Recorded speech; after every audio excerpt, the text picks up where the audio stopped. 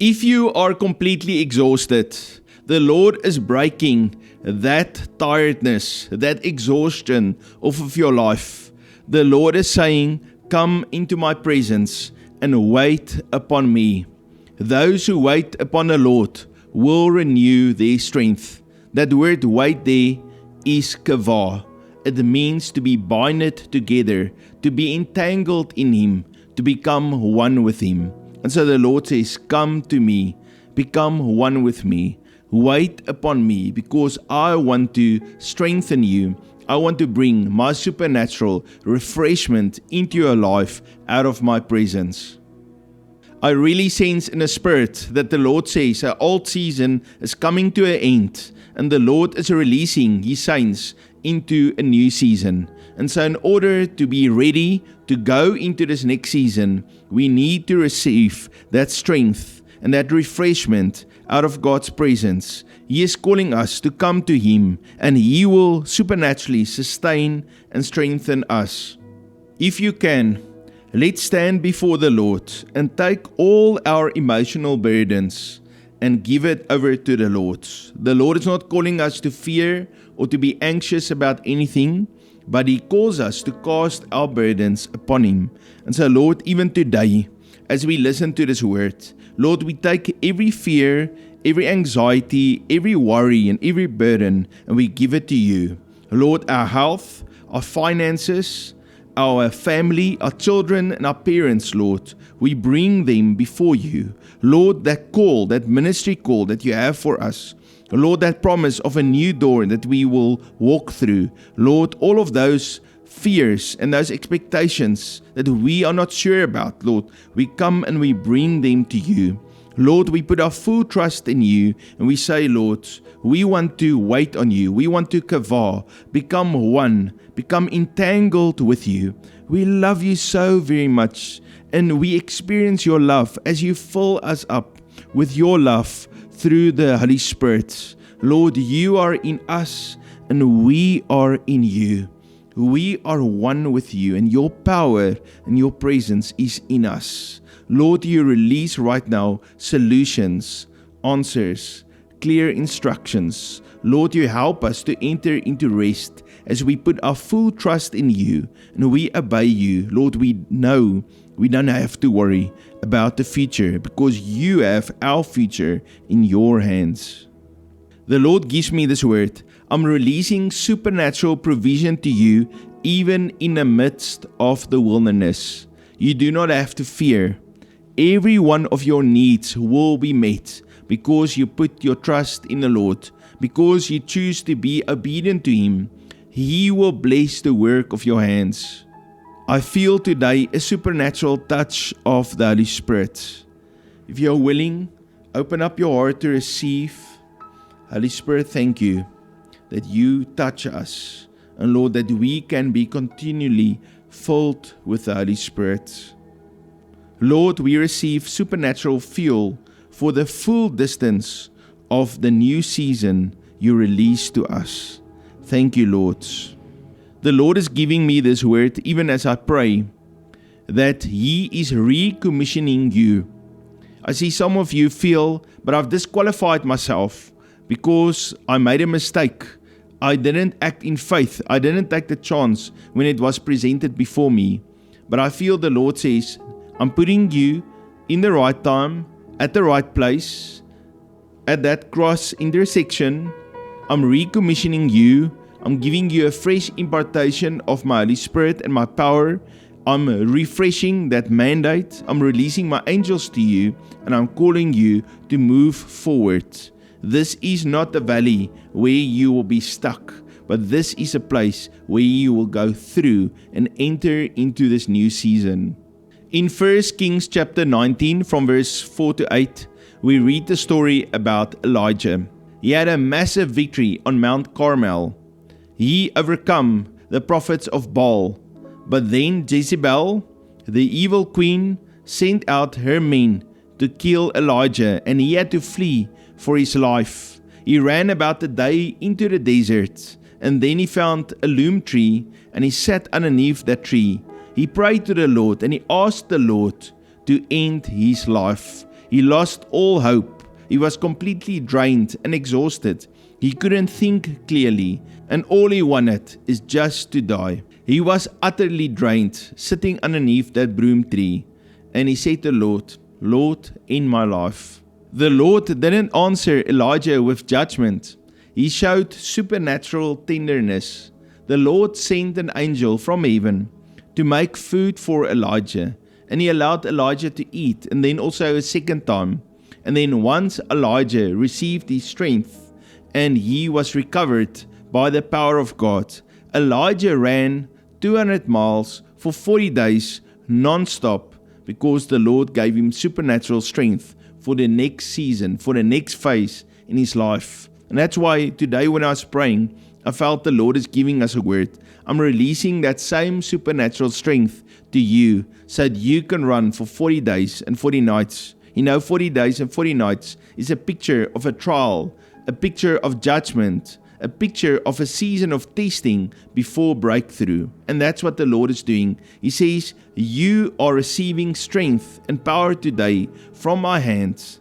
I'm not judging you, but I'm releasing my strength in you so that you can complete the trial before promotion. After severe spiritual warfare and being completely exhausted, the Lord supernaturally restored Elijah. Elijah just wanted to give up, but the Lord restored him instead of listening to his complaining.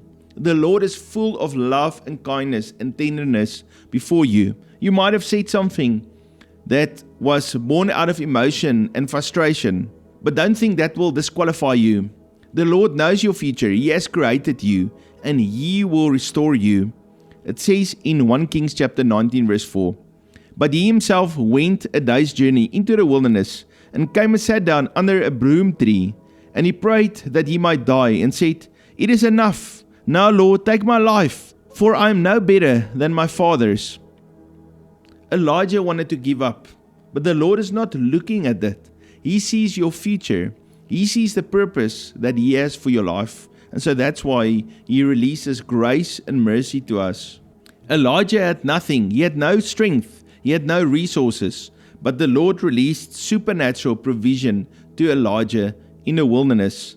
In verse 5 we read, Then as he lay and slept under a broom tree, suddenly an angel touched him and said to him, Arise and eat. Then he looked, and there by his head was a cake, baked on coals, and a jar of water. So he ate and drank, and lay down again.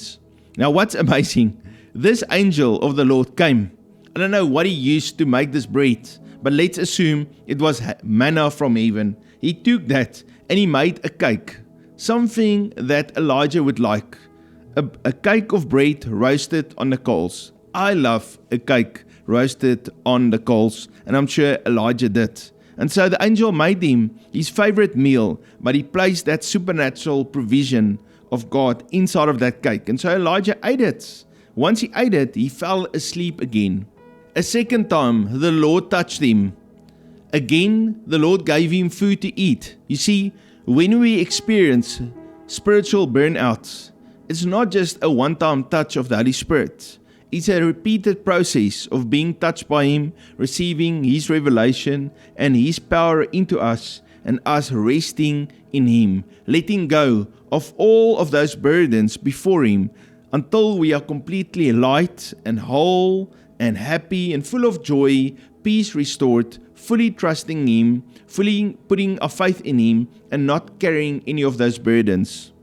Verse 7 says, And the angel of the Lord came back the second time and touched him and said, Arise and eat, because the journey is too great for you. The Lord released supernatural fuel into Elijah that he could complete the full distance.